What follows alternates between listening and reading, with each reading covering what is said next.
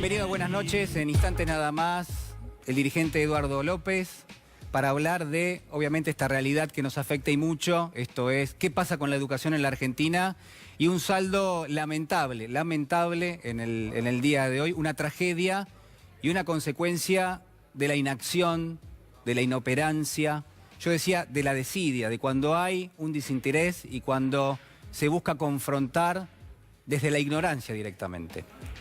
Pero quiero arrancar el programa hablándole de un texto, nuevamente lo traemos como una herramienta para entender qué es lo que pasa o qué es lo que nos pasa en la República Argentina. En este caso, he elegido una novela que ha marcado sin ninguna duda lo que es la literatura de Occidente. Hablamos de El extranjero, de Albert Camus, una obra publicada en el año 1942. Bueno, Camus ha sido Premio Nobel de Literatura, allá por el año 1957. Este escritor, este filósofo, este profesor argelino, que ha planteado los grandes problemas existenciales del ser humano y que en algún caso también nos sirve para preguntarnos numerosas cuestiones que hacen al ser humano que somos, al ser humano quizás que de alguna manera queremos ser.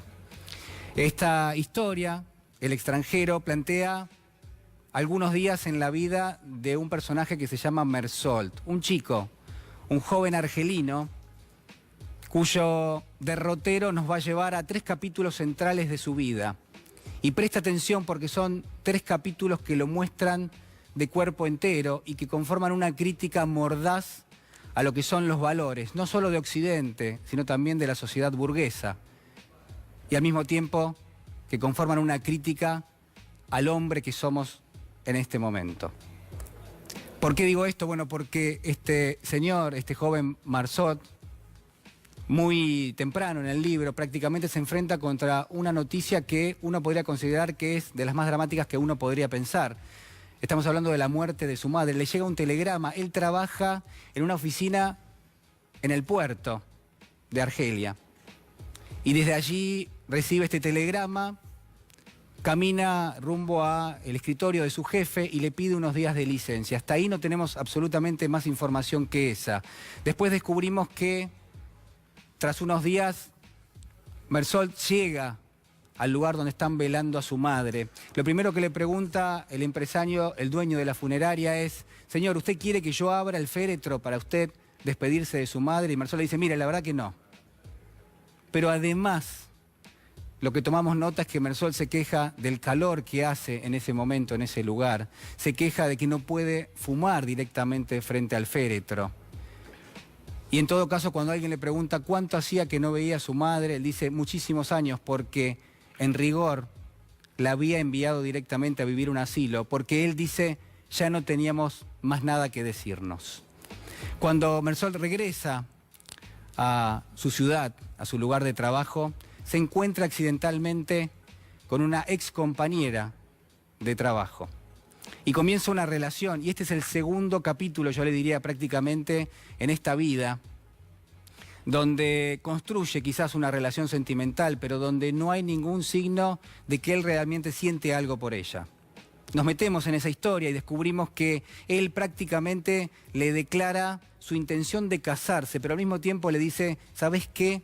No te quiero, no te amo, no siento nada por vos, pero podemos casarnos si querés.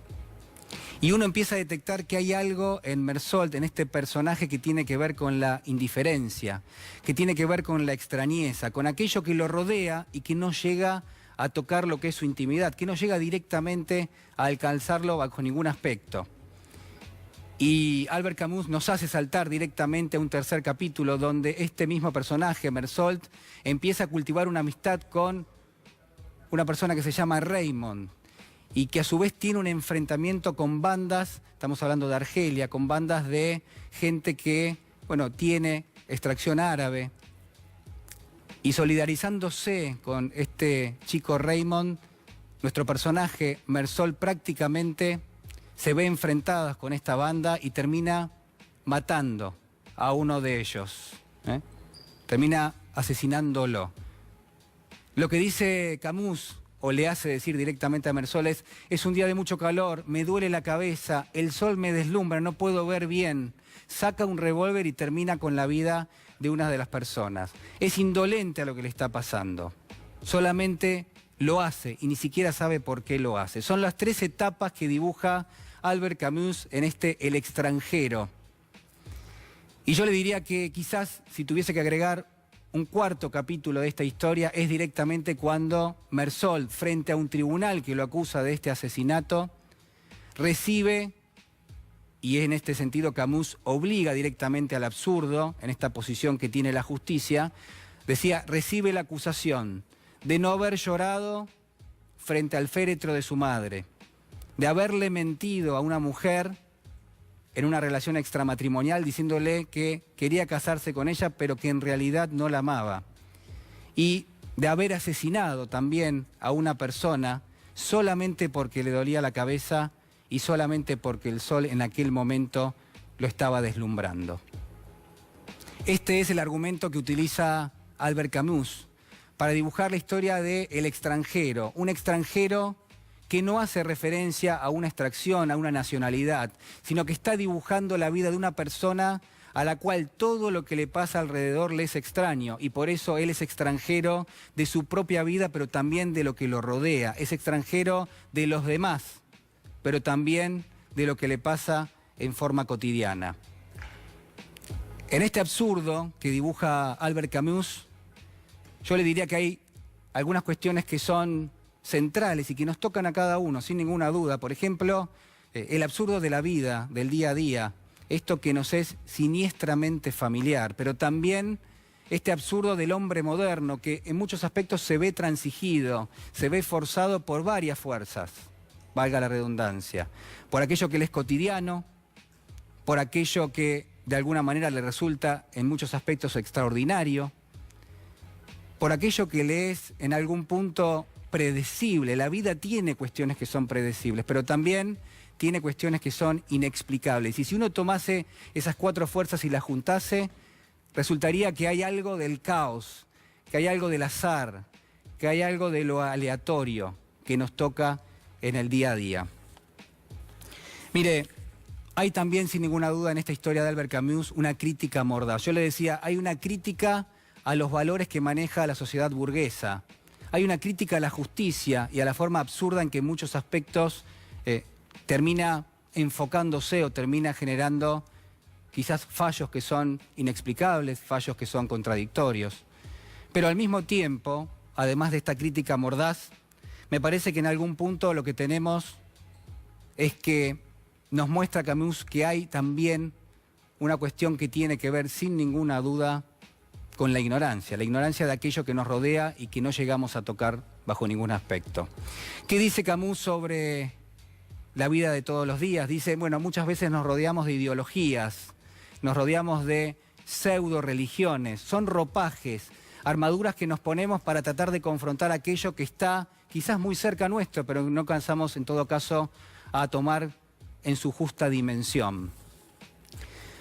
Y la pregunta que nos tenemos que hacer, y sin ninguna duda también queda planteada en esta historia, es cómo vivir, porque está claro que el ser humano es el único ser que, primero, puede decidir si vivir o no vivir, y en segunda instancia tiene que decidir cómo hacerlo. Y la pregunta que yo quiero plantearle esta noche tiene que ver con esto, tiene que ver con aquello que hace a cómo vamos a vivir, o si podemos respondernos siquiera esa pregunta. Hay muchas cuestiones que quiero plantearle en el día de hoy.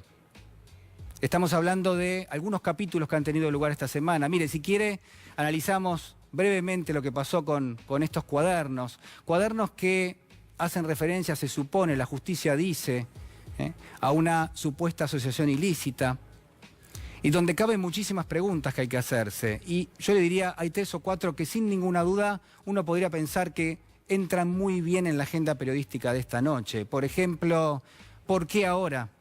Por ejemplo, ¿por qué el juez Bonadío, quien tiene un enfrentamiento muy ostensible con la expresidenta Cristina Fernández de Kirchner? Yo le acepto todas esas preguntas.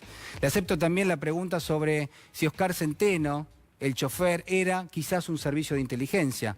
¿Cómo llegó a tomar esas notas de una forma tan detallada? ¿Cómo llegó a conocer cosas que en algún punto resultan, en algún aspecto, incluso marginalmente, inverosímiles?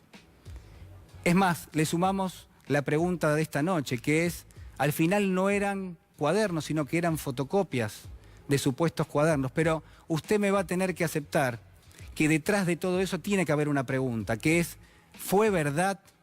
¿Es verdad que eso terminó pasando? ¿Era ese dinero público? Y si era así, ¿acaso no correspondía que tuviese otro destino que el que tuvo? Vale la pregunta. Y quiero que esta noche, en alguna medida, esa pregunta tenga un lugar. ¿No estamos acaso hablando del mismo Ministerio de Planificación que tendría que haber salido a sostener lo que era el funcionamiento de los trenes y tuvimos el accidente de Once? No estamos hablando de un evento que quizás fue denunciado, si uno busca, en el año 2005 por el exministro Roberto Labaña, cuando dijo, miren, la obra pública está toda cartelizada y se reparte en grupos muy pequeños con sobrecostos, con sobreprecios. Pero claro, la realidad que nos rodea también tiene otros componentes. Y yo también se los acepto porque hay alguien que tiene que darnos una respuesta. No podemos ser extranjeros de esta realidad. ¿Qué pasa con los aportantes truchos del Frente Cambiemos? ¿Qué pasa con el desplazamiento del fiscal que estaba haciendo una investigación sobre los aportantes truchos y que desde hoy ya no es más el fiscal de esa causa? ¿Qué ha pasado con el Correo Gate, que compromete tanto al presidente Mauricio Macri? ¿Qué ha pasado con el blanqueo de capitales que la familia presidencial hizo y que no estaba habilitada para hacerlo? Hay tantas cosas que tienen que ser respondidas por nuestra justicia. ¿Qué pasa, le diría yo, con los 150.000 millones de dólares de deuda externa que la Argentina tomó en apenas 2 años? ¿Qué pasa con la caída dramática que está sufriendo la economía? Y por último le digo, ¿qué pasa con esta escuela que estalló en 1000 pedazos esta misma mañana y se llevó la vida de 2 personas solamente por la inoperancia y por la ineficiencia de aquellos que tenían que hacerse cargo de reparar una falla vinculada con el gas? Más allá del absurdo, más allá del caos, más allá de otras cuestiones que uno podría plantearse, la pregunta sigue siendo ¿cómo vivir? Porque, como en algún momento decía Albert Camus, entre la búsqueda del ser humano y la respuesta, muchas veces silenciosa e irracional del mundo, está algo que se llama la ética, está algo que se llama la moral, que es la diferencia entre el bien y el mal, y que en muchos aspectos nos sirve como guía, pero sobre todo nos sirve para pensar cómo no ser extranjeros de nuestra propia vida, pero también de aquello que nos rodea.